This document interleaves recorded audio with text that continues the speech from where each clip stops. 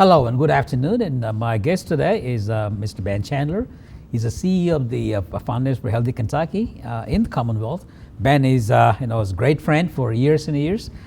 Those of you, in politics would know that he has served in Congress. He ran for the governor. He has been a state auditor, state attorney general. You can think about all the positions he has done. But when he was in the Commonwealth, in the Constitution officer, he had won the settlement from one insurance company, almost $45 million, and that ended up in Foundation for Healthy Kentucky. And now he serves as the CEO of the Healthy Kentucky Foundation.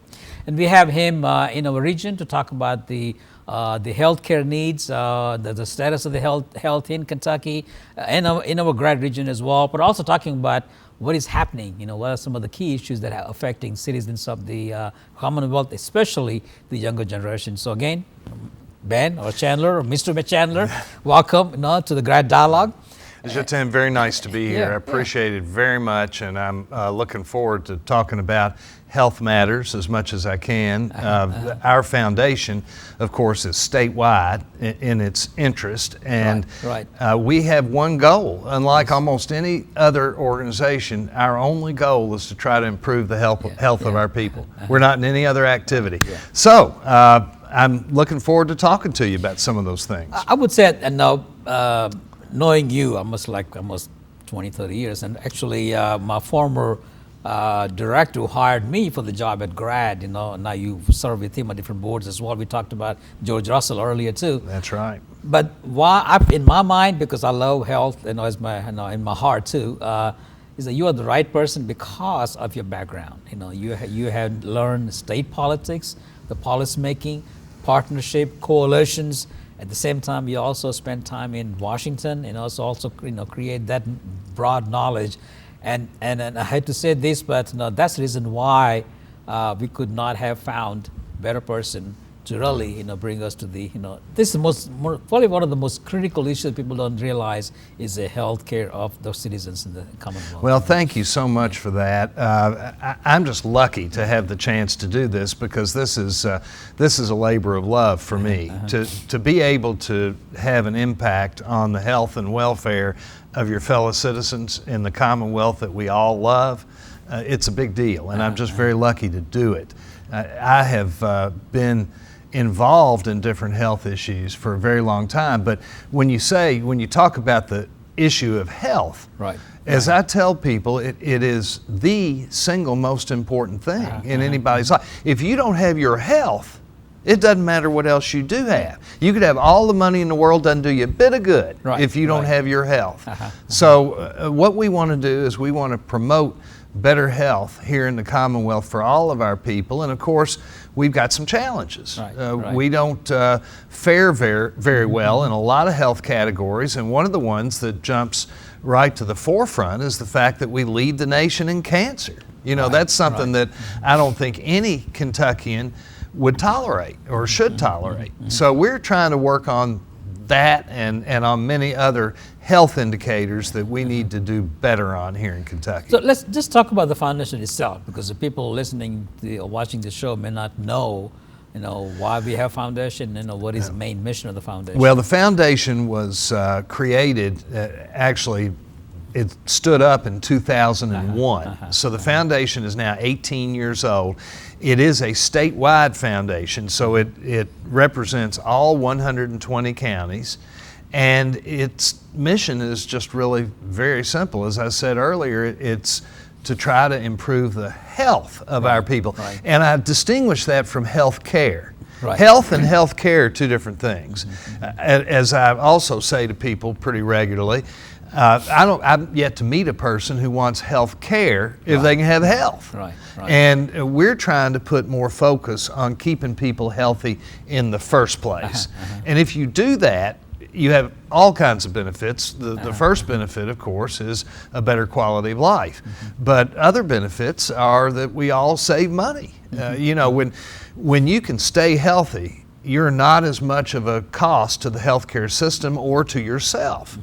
And that's a big plus. It costs a whole lot of money to be ill, to have a chronic condition or to have an acute condition. Ben, when you said the health, the spectrum is so wide. That's right. And I know that how much money you have in foundation or not, it's almost impossible to touch every single issue. So what are some of the top priority that the foundation looking towards? Well, what we have done for a good portion of our history has been mostly to give out small grants to different people, and we've given out $28 million over the years to different nonprofit and other groups in Kentucky to do good things around the issue of health.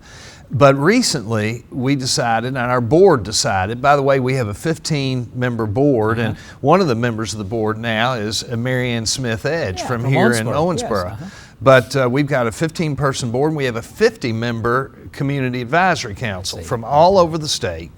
And those folks made a decision a couple of years ago that we could have a much bigger impact if we could change certain policies. If we could change public policies, whether they be at the local level or at the state level, we will have a much bigger impact on the health of our people than if we just give grants out. And we know that. We know that we'll have a bigger impact. So that's what we're trying to do. One of the things that we looked at first and foremost was the issue of smoking, the tobacco use. And as we all know, tobacco is it's been a staple crop here in Kentucky for a very, very long time, but it has cost us an enormous amount in terms of health in our state. That's one of the central reasons that we lead the nation in cancer. We have also the highest smoking rate, and those two things are absolutely connected. 1/3 of all cancers are attributable to smoking, and consequently, if we can lessen the rate of smoking, we can prevent a lot of those cancers, and that's what we're trying to do. We're trying to get smoke-free laws passed. We're trying to get laws, we're trying to raise the tobacco tax, which we successfully did 2 sessions ago in the legislature, and we're working on tobacco-free schools here in Kentucky. A lot of people don't know that our school campuses around the state are not all tobacco-free. In fact, only 42% of them were tobacco-free.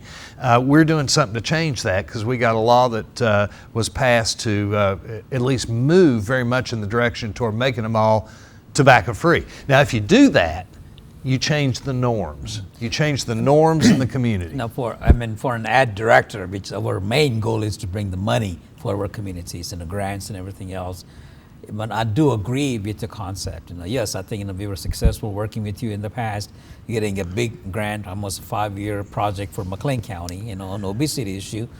But I believe that what you are trying to change the policy would have a long-term benefits than just giving out money here and there, because money goes away. Oftentimes the project does not go further as it would have been.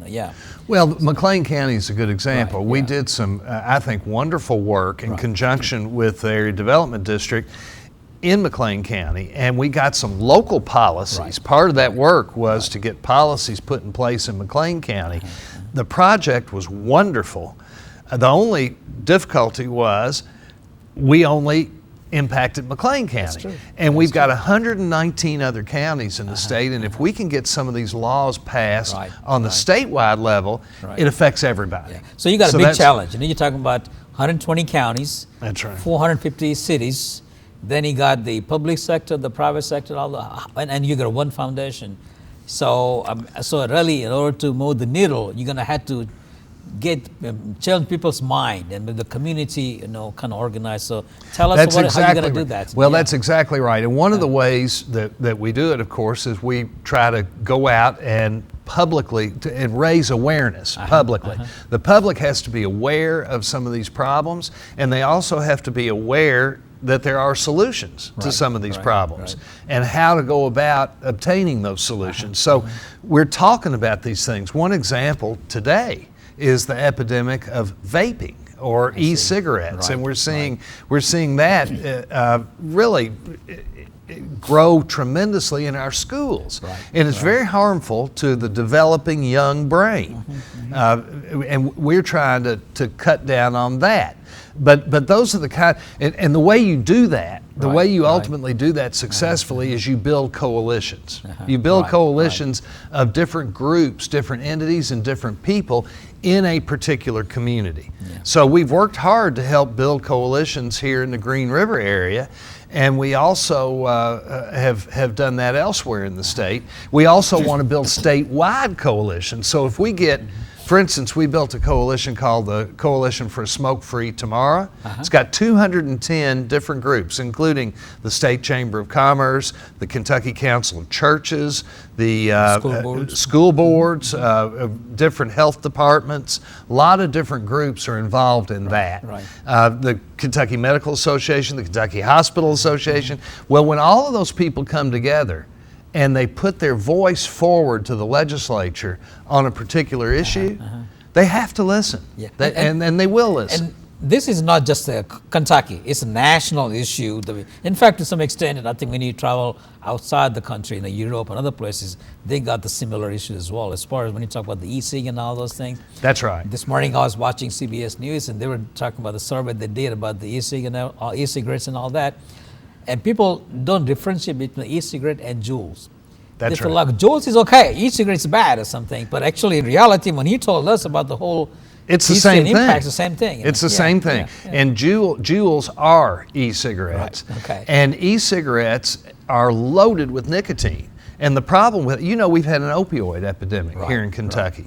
Well, one of the things that if you get a young person's mind addicted, and you change the pathways in the mind leading to addiction to nicotine, it makes them more likely to be addicted to substances like opium. So, it's got long-ranging consequences, including just the general stunning of a growing brain. Your brain is continuing to develop, according to the science, until you reach the age of 25. Now, I'm sorry to say this, Jiten, but your brain and my brain, we're not developing anymore. But young people's brains are still developing. And when they get addicted to nicotine, it's a problem because it stunts that development. But I agree with that, and some of the things you have mentioned in the past in the different meetings, the critical impact and all those things have on on the brain, as well as the families and community and all those things. So somebody watching this show and realize, yes, I agree with that, but what can they do? What can a citizen do?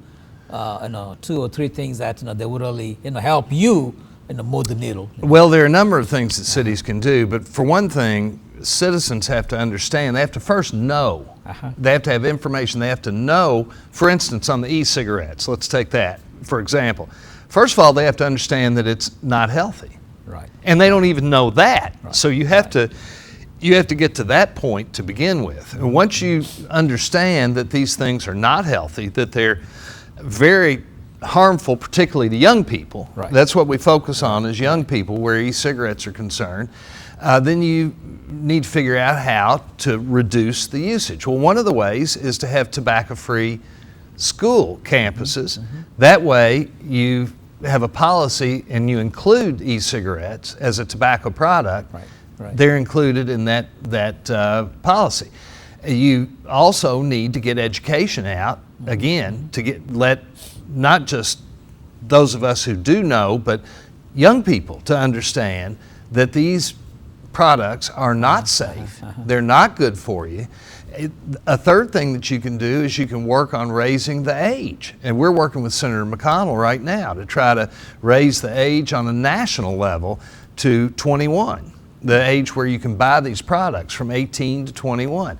There are just a number of different things, but one of the things that really works and that citizens around here can be involved in is to advocate for smoke-free policies. I see. And a smoke-free policy basically says that you can't smoke in public buildings.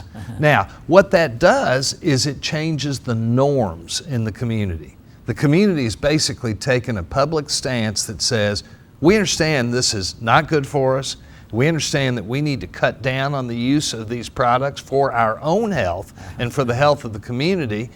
And when the public generally understands that, they then see the norms of the community change, and you definitely see the use of the product go down. You know, I think Ben kind of reminds us about what we discussed about 20 years ago about seat belts. We thought it was never going to happen, but it took a lot of baby steps, even you, including the children, to convince the adults, to kind of have seat belts. Now I think it's just a common thing. It's had a major impact, right? And hopefully, all the efforts that you are making, with the communities and the statewide, is going to have an impact on that too. So I want to wish you best of luck. Thank you. And I know that you're going to also have a community forum this afternoon, at GRADD. And I believe that, even you change one person's mind, it's going to have an impact on the long term. So I want to wish you best of luck. Well, and thank you for working with us as well. So, thank you so much, Jiten. It's a pleasure to be with you. Thank you. We've been talking to Ben Chandler, CEO of the Healthy Kentucky Foundation, about some of the healthcare challenges we face as a Kentucky, as a community, as a regional council.